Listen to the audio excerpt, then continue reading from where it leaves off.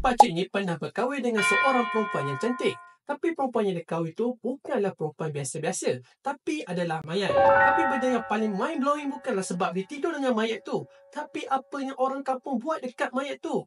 Brace yourself sebab lepas ni lagi gila. Pernah tak kau dengar orang jatuh cinta sampai sanggup tidur sebelah mayat?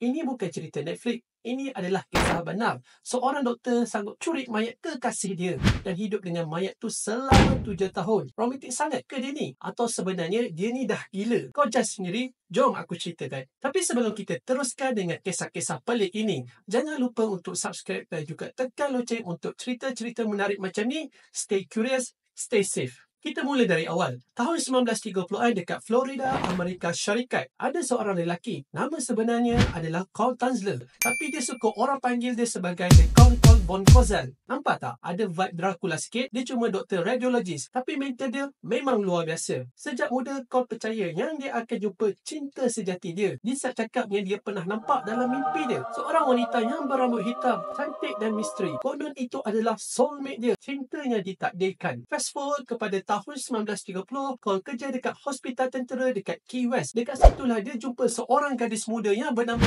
Maria Ilana Milagro de Hoyos. Ilana ni baru berumur 21 tahun. Keturunan Kuba, cantik. Memang sesuai dengan perempuan dalam mimpi Carl tu. Tapi masalahnya Ilana ni tengah sakit teruk. Dia kena tuberkulosis, iaitu penyakit TB. Penyakit yang dulunya kira macam tiket kematian, tapi kau tak peduli semua tu. Dia seterus percaya, inilah dia wanita dalam mimpi aku. Masa tu kau dah berumur 60 tahun. Dah tua bengkak lah. Tapi dia tak kisah beza umurnya gila-gila tu. Orang putih panggil May December Romance. Dia tak kisah pun Ilana tu muda sangat. Malah tengah sakit tenat pun nak hampir lumpuh pun dia tak kisah. Bagi kau dia dah jatuh cinta, nak sayangkan dia. Full stop. Dia pun bagi rawatan percuma dekat Ilana. Penyakit TB yang dia tengah makan badan Ilana tu, langsung dia tak peduli. Langsung tak jadi isu bagi kau. Sebab dia dah betul-betul nak selamatkan kekasih baru dia. Kau cerita macam-macam alat pelik buatan dia sendiri untuk selamatkan Ilana. Tabung badan Ilana dengan mesin-mesin dia. Kononnya mesin tu boleh charge balik oksigen dalam darah Ilana menggunakan elektrod. Kau pun syok sendirilah. Dia rasa bangga dengan ciptaan dia. Konon macam scientist engineer tengah selamatkan cinta sejati dia. Tapi Ilana ni tak pernah pun balas cinta dia. Langsung tak ada tanda-tanda suka. Tapi kau tak pernah give up. Dia terus bagi hadiah, rawatan pelik-pelik dan cakap dengan dia nak kahwin dengan Ilana. Orang keliling ni pun dah start macam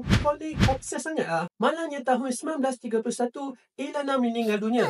Umur dia masa tu baru berumur 22 tahun. Ilana dikebumikan dalam kubur yang khas. Kau yang sponsor semua tu untuk pengebumian dia. Dia bina makam khas. Siap ada pintu berkunci lagi. Lepas Ilana dikebumikan, kau dah tak move on langsung. Selama 2 tahun lepas, dia tetap datang kubur hari-hari. Bawa hadiah pelik-pelik. Borak dengan kubur macam orang gila bercinta. Setiap kali dia datang, dia tinggalkan hadiah. Tapi bukan hadiah biasa-biasa, babe. Hadiah macam-macam. Macam cinta untuk kekasih yang dah tak bernyawa. Yang paling creepynya, dia pasang talian telefon dari rumah dia terus ke kubur Ilana. Dia cakap, weh, roh Ilana nyanyi lagu untuk aku kot. Dia ni dah makin pelik lah kan. Satu hari kau decide nak tengok muka Ilana sekali je lagi. Dia buka balik kubur Ilana dan mayat Ilana dah mula reput. Tapi kau tak kisah. Dia nak cuba awet pakai cecair sapu formalin untuk hentikan perobotan tu. Semuanya tak jalan. So akhirnya dia buat keputusan yang paling gila dalam hidup dia. Dia curi mayat Ilana dan bawa balik rumah. Kau curi mayat Ilana dan dia bawa balik ke makmal dia dalam bahagian badan kapal terbang yang lama. Tempat tu dia simpan dekat kawasan terpencil tepi pantai nama Rest Beach. Dekat situlah kau mulakan projek transformasi mayat dan dekat situlah dia mulakan projek cinta sejati dia. Dia jahit balik kulit Ilana, tanpa lilin dekat muka, pasang mata kaca, isikan badan dia dengan kain buruk supaya bentuk badan tu tak kecoh. Bau busuk, no hal. Kau sapu minyak wangi, semua pewangi hari-hari. Wajah asal Ilana yang lembut tu sekarang dah jadi macam patung. Seram, keras, tapi dalam kepala kau, itu semua adalah cinta sejati dia. Lepas tu dia pakaikan Ilana dengan gaun pengantin putih dan isikan rongga badan Ilana dengan kain buruk supaya bentuk badan Ilana tu nampak normal. Setiap malam, dia mainkan muzik dan letakkan mayat atas katil selama 7 tahun. Dan selama 7 tahun itulah dia tidur dengan mayat tu. 7 tahun bro. Makan mandi hidup sama-sama macam pasangan suami isteri. Dia cuba rawatan cahaya ultraviolet atas badan Ilana dengan harapan Ilana akan bangun. Tapi semua tu tak jadi. Lepas tu dia ada plan yang lagi pelik. Dia nak terbangkan mayat Ilana guna kapal terbang sendiri. Sebab dia percaya di altitude yang tinggi mungkin nyawa Ilana boleh dihidupkan semula. Tahun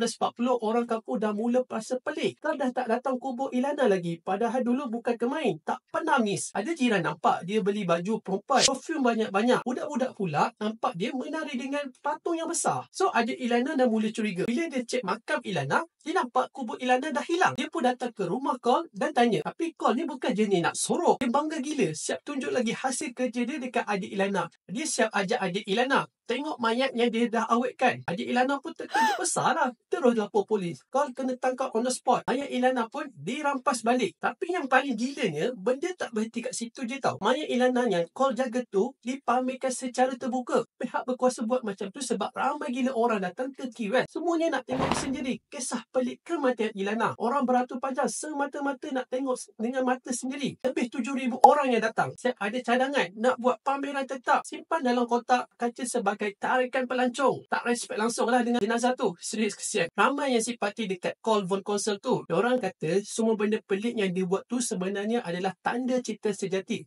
Bukan gila, tapi cinta. Disebabkan masyarakat masa tu bodoh, ramai tanya, salah ke kalau orang tu mencintai seseorang sampai ke kubur? Apa yang orang ramai tak tahu sebenarnya, doktor forensik sebenarnya dah jumpa kesan air sperma dalam mayat Ilana. Bukti jelas yang Cole ada buat hubungan seksual dengan mayat tersebut. Tapi benda tu tak didedahkan. Dirahsia daripada umum masa perbicaraan. Sebab kalau dedam, confirm kes tu jadi yang lain. Jadi kecoh. Ada mogok perhimpunan nanti. Cole cuma didakwa sebabkan rosakan kubur. Sebab masa tu tak ada undang-undang yang jelas masa tu tentang nekrofilia. Tak kena hukuman berat langsung. Hanya kena kencam dan dimalukan. Tapi bagi dia, semua tu tak penting. Aib satu dunia pun tak apa. Asalkan cinta agung dia kekal abadi. Lepas dibebaskan, Cole pun minta lah balik mayat Ilana tu. Hakim pun naik angin lah. Bagi hakim siap jerit dengan gigit. Dia kata, kau ni tak percaya lah. Kau boleh setenang tu lepas kau dah buat semua benda gila yang kau dah buat. Jadi pihak berkuasa kebumikan semula Ilana di tempat rahsia.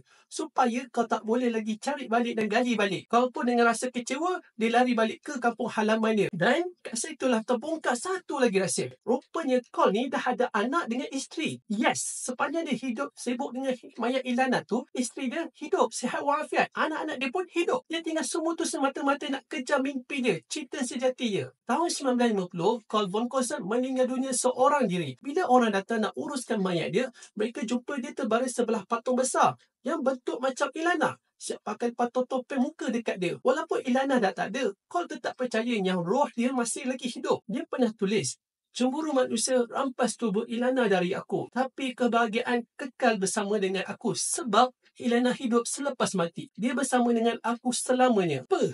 Romantik ke ataupun dia ni terlampau obses? Sebab kata orang putih, dia ni piece of shit. Kalau kau rasa cerita ni dah cukup seram dan pelik, tunggu sampai kau dengar lagi kisah-kisah yang lagi rare yang aku nak share lepas ni. So jangan lupa tekan like, subscribe dan juga turn on notification. Sebab kita baru je bermula dengan explore kisah pelik manusia yang tak masuk akal. Jumpa lagi di next video. Stay curious, stay safe.